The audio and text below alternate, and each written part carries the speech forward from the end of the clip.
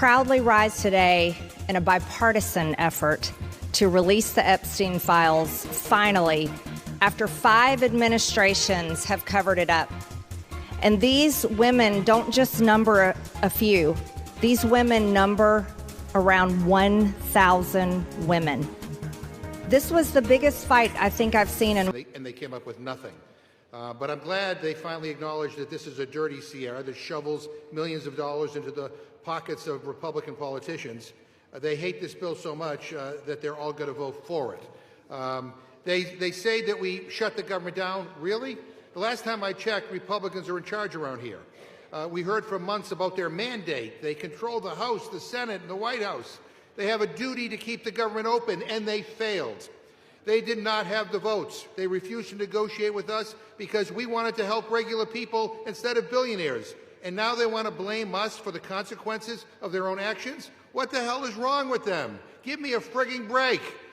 America is the richest country in the history of the world. It works. Now, a couple of things I've heard from my Democratic colleagues, by the way. My Democratic colleagues are concerned that whatever we pass over here will not get a vote in the House of Representatives. I'm pleased to say, yesterday, President Trump tweeted in favor of this proposal. I'm sure he would ask Mike Johnson to take it up. If Democrats want to vote on something that benefits the American people, and by the way, here's the tweet. You can't read this. It's classic President Trump. He's talking about money-sucking insurance companies. And then from canceling the very funding we would provide, something he's already done again and again.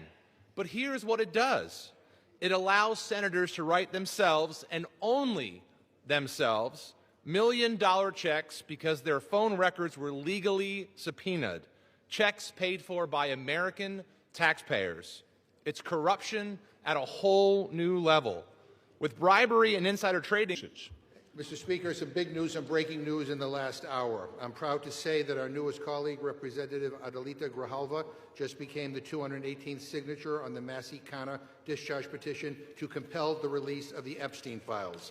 And to all my Republican colleagues who refuse to sign on, time is up. You need to figure out where you stand on this because you're about to go on record.